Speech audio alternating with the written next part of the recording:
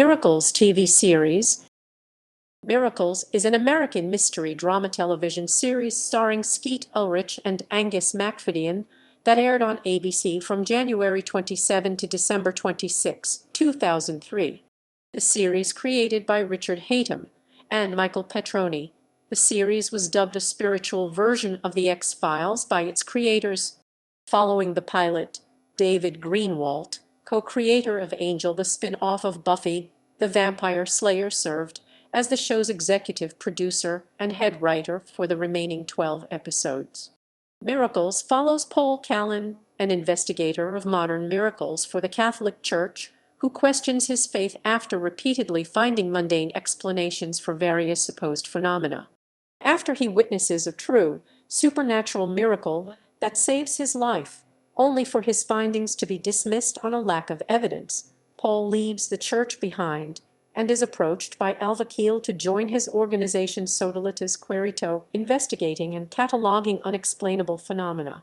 Along with former police officer Evelyn Santos, Paul and Alva attempt to battle the impending darkness before it's too late. The series premiered as part of ABC's Super Monday lineup on January 27, 2003. 6 episodes were broadcast on ABC before the series was canceled because of low ratings, with its final broadcast episode drawing 5 million viewers on March 31, 2003.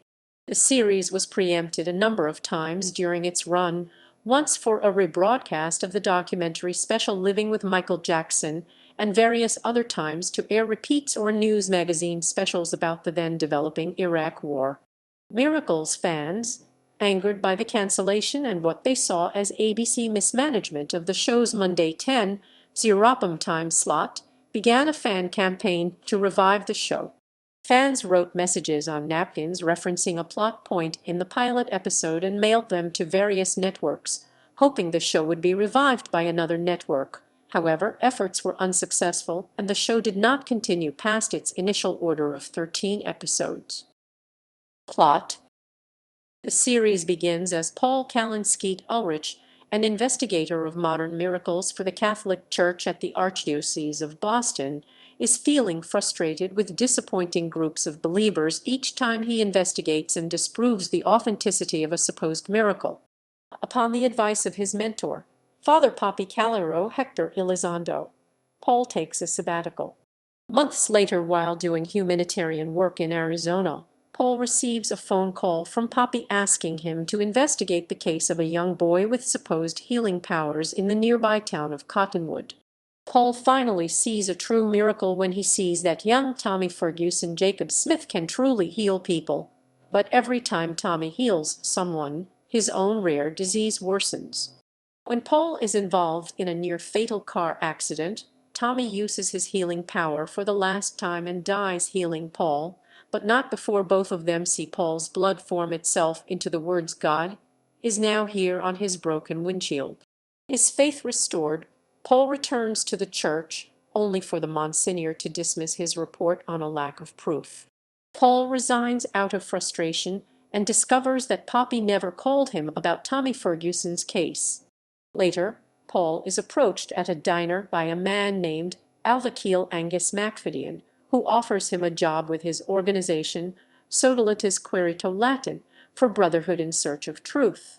Keel tells Paul that his encounter with hemography blood forming itself into readable words is part of a large, dark impending event. The same miracle has appeared to 6 other people in the past 25 years, only every other time the message appeared as "God is nowhere." Paul teams up with Keel and Evelyn Santos Marisser Ramirez, a former police officer, to investigate his paranormal experience and discover a solution to the impending darkness. Cast. Main. Skeet Ulrich as Paul Callan, a former investigator of modern miracles for the Catholic Church. Paul was an orphan from a very young age. His mother died when he was only 5 years old of an unknown ailment, and he never met his biological father. When he was 7 years old, he spent 2 weeks at St. Jerome's Hospital being treated for pneumonia, which he nearly died from. Paul resigned from the church after the Monsignor dismissed his report on the Tommy Ferguson case. He then teamed up with Alva Keel and Evelyn Santos and began working for Sodalitas Quaerito. Angus Macfadyen as Alva Keel, a former Harvard professor. On November 16, 1985, while minoring in linguistics at Cambridge University, he began his senior project, a study on bird calls, and recorded several of them on tape. While playing them back 5 days later, he began hearing his mother's voice repeating Alva, Alva, amongst the bird calls. In 1998, he founded Sodalitas Quaerito, a small business that investigates and catalogs various phenomena, to fund his research. Marisol Ramirez as Evelyn Santos, a former police officer and single mother.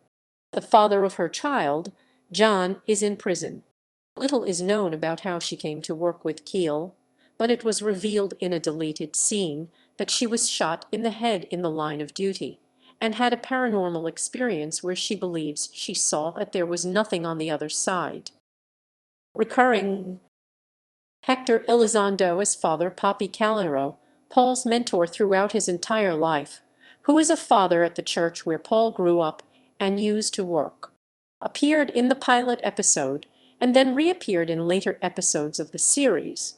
Jacob Smith as Tommy Ferguson, a 10-year-old boy from Cottonwood, Arizona with healing powers. His power was discovered after he hugged his grandmother, who had lung cancer, and told her he hoped she felt better. His grandmother then left the hospital 2 days later, when her cancer completely disappeared. Sacrificed his own life to save Paul Callan's after his car was hit by a train, leaving him in a state of near death. Tommy appeared in the pilot episode, and then appeared as a ghost in the episodes Little Miss Lost and Paul is Dead. History. Origins. Series creator Richard Hatem was sent a screenplay in early 2001 called Miracles, written by Michael Petroni and owned by Spyglass Entertainment. Hatem assumed that he was being sent the script to rewrite, and the script would then be made into a feature film. Hatem recalled in the Making of Miracles interview on the Miracles DVD set that he was puzzled when he was sent the script to rewrite, because he thought it was pretty wonderful as it was. Hatem's agent later confirmed to him that Spyglass actually wanted him to use the screenplay as a jumping-off point to create a one-hour television series, a sort of spiritual X-Files. When Hatem met with executives at Spyglass, he brought with him a good luck charm, the book The Physical Phenomena of Mysticism by Herbert Thurston, which Hatem said Miracles.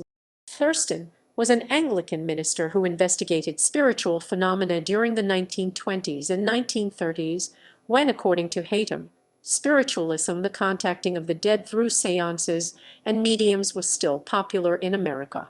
The book examined which phenomena were signs from God and which were something else. After discussing this with Megan Walpert and Susan Patmore, executives at Spyglass, Hatem said what he expected would be a 20-minute meeting turned into a 3-hour meeting where ideas were flowing back and forth.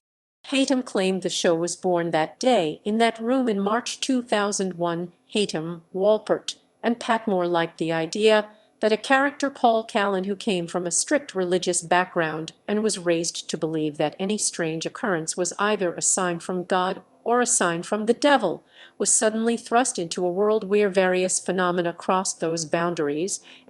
Hatem also acknowledged that as they were preparing to sell a show whose pilot has priests and a Monsignor, the church was in the midst of a sex abuse scandal that was being reported in newspapers all over the country. Hatem recalled that the joke was the show wasn't on the air long enough to generate controversy. We would have loved controversy, but we flew so low under the radar that I don't think anyone had a chance to be offended or even construe a way to take offense. Casting. The production team had many ideas for casting, and Richard Hatem says that Skeet Ulrich was one of the first ideas for an actor to play Paul Callan. However, the producers believed that Ulrich was unavailable and that he was taking a break from acting and living with his wife and kids in Virginia. Among the other actors who auditioned for Paul Callan were Matthew Fox, known for his starring role on the series Party of Five, and who went on to star in Lost, and Jason Priestley, which Hatem says would have been an excellent casting pun. During auditions, a Miracles producer learned that Ulrich had been sent the script by his agents and managers and that he had really responded to it. Matt Reeves, the director of the pilot, was impressed that he was able to exude soulfulness, emotion, and intelligence without speaking. Hatem said that when casting the part of Alva Keel, a mysterious person was necessary for the role, someone who would draw Paul away from the church and bring him into this strange world of paranormal investigation. Donald Sutherland was an original casting idea because the producers originally wanted someone who was around the same age as Hector Elizondo to persuade Paul to leave behind one father figure and follow another. However, after many people auditioned, the producers took note of Angus Macfadyen's ability to, without speaking, like Ulrich, portray intensity and mystery. The casting of Macfadyen gave the producers the idea of, instead of following a new father figure, Paul Callan would join a group based on brotherhood. Hatem recalls casting the part of Evelyn Santos as difficult because technically she doesn't exist in the pilot. She has one shot in the first episode, and in the original pilot, she was played by a different actress. Because Evelyn has no real lines in the pilot episode, extensive casting was not held. After the pilot was picked up, producers cast Marisa Ramirez very late in the audition process, after the episode The Ghost had already been filmed. Ramirez was cast because the producers wanted someone watchable and at the same time normal and real, as a contrast to Paul and Keel, who had each lived unusual lives. Hatem described the three leads as a weird, paranormal Brady Bunch because of each of the characters' non-nuclear families. Development. Richard Hatem says that the backdrop of the stories of Miracles were intentionally made to be those of everyday life, to better connect with the audience. Hatem acknowledged Stephen King as a powerful influence in the development of Miracles, as well as his own career. In the DVD interview, he commented that if you tell people you want to do something like Stephen King, people will listen to you. He references a book in his personal collection about a haunted apartment complex in Santa Ana, California, which Hatem claims to love more than anything. I would love to visit the haunted apartment complex in Santa Ana. Hatem recalls enjoying the haunted gas station mini-mart from the episode The Battle at Shadow Ridge, which he claimed to possibly be the goofiest episode of the series. Hatem said, "If a gas station mini-mart can be haunted, then I can go to sleep a happy man. Then I know this world is truly a special place." Richard Hatem joked that he and David Greenwalt adopted mundane as the buzzword of the series, although they never told anyone because that's not what a network likes to hear. Hatem and Greenwalt used the idea of mundane throughout the series as a way of showing the audience that strange occurrences can happen in everyday places. Hatem recalled that despite hoping and expecting that the series would be on the air for as many as 10 seasons, he and Greenwalt had not fully mapped out a 10-season-long mythology of the show where the question darkness or light would ultimately be answered. Hatem references the two kinds of episodes of The X-Files, stand-alones, and mythology episodes, and holding a preference for stand-alone episodes because when the mythology starts to be unraveled, that's when it becomes no fun anymore. Themes. Richard Hatem addressed in DVD commentary and interviews some of the show's more frequent themes. Parent losing a child. This theme was used to some degree in the following episodes: The Ferguson Syndrome, wherein the Fergusons lose their son Tommy after he saved Paul's life. The Patient, wherein Dr. Barr loses his daughter Raina to Sakowski's syndrome. Little Miss Lost, wherein Rosanna Y has to confront her missing, deceased child after 60 years. The Bone Scatterer, wherein Travis Prescott's miscarried brother Jimmy acts as his guardian angel. Mother's Daughter, wherein the Cottrells are forced to give up their daughter Hannah and stop Lucinda Morgan Bryant from committing suicide. The Ghost, wherein Larry Kittredge is haunted by the poltergeist of his deceased son. The Letter, wherein Georgia Wilson receives letters from her dead father. Ghost written through a death row inmate. Paul is Dead, wherein Paul loses Evelyn's son Matty at a playground.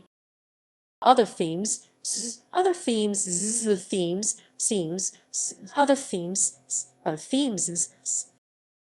Richard Hatem addressed the theme of the episodes The Ghost and the Letter, which were both conceived around the same time. Both episodes explored the idea of living people making contact with the spirit of someone who used to be a part of their lives, but who was now deceased. In The Ghost, Larry Kittredge believes his dead son Kevin is haunting the realty office where he works. In The Letter, Georgia Wilson begins receiving letters from her dead father, written through his murderer, death row inmate Edward Duback. In both episodes, the conclusion both characters reached was it was best to save the terrestrial relationship, Larry Kittredge's relationship with his wife, and Georgia Wilson's relationships with Paul and Poppy, rather than continue to explore possible. Richard Hatem lists St. Debbie amongst his favorite episodes, partly because of its theme, and claims to be one of the few people who like the episode. Hatem says that St. Debbie is the only episode to include no real psychic phenomena, but is rather the story of an everyday miracle. Post-cancellation. Had the show been an enormous success, Richard Hatem says a modest plan was in place of where the show would have gone. The series would have continued the mythology of Paul's destiny, whether or not Paul was destined for good or evil, and the amount of control he had over his own destiny. Ideas included more close-ended stories, and further exploring the backstories of Alva Keel and Evelyn Santos, as well as some ideas for unproduced episodes which were very much in vein of the 13 produced episodes. However, the producers never saw much further. Episodes. Broadcast history.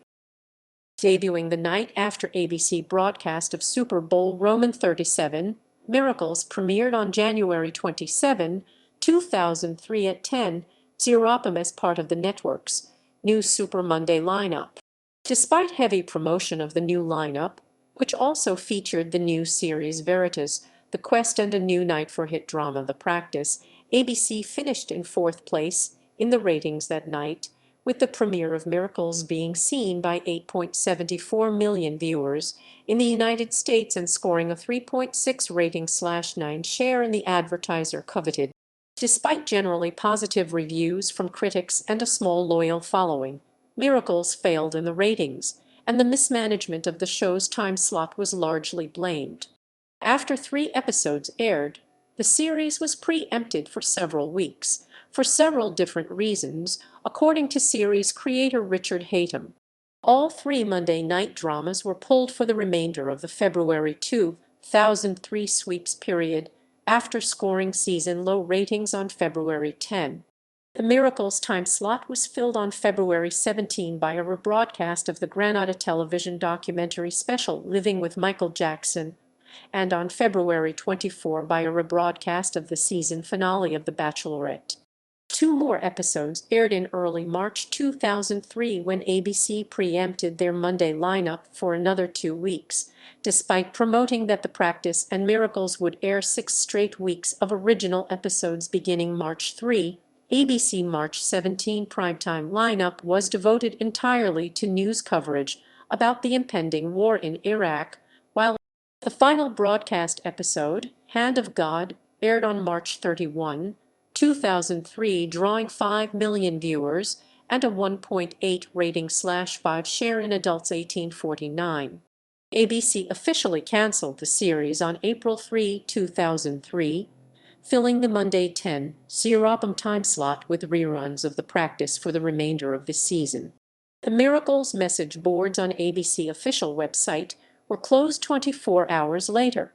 The show placed 105th in the Nielsen ratings during its 6-episode run, averaging 6.53 million viewers and a 2.5 rating/6 share in adults 18-49.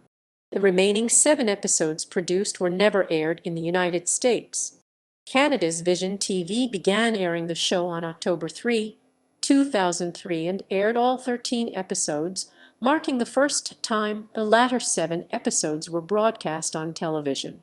Vision TV later aired the entire series again on Monday nights from January through March 2004 and 2005. About the show's failure, Skeet Ulrich said, "The frustrating part is that it did take off. It did really well. We were the show that aired after the Super Bowl sick, and we had over 10 million viewers sick. And then Bush started bombing Iraq, and we were preempted for war coverage. And then, because we lost the momentum, they shifted the day of the week it aired sick." U.S. television ratings. DVD release. Shout! Factory released the entire series on DVD in Region 1 on April 19, 2005. The 4-disc set features 6 commentary tracks, 5 deleted scenes, a 30-minute interview with series creator Richard Hatem, and a rough cut of a series promo. Awards and nominations.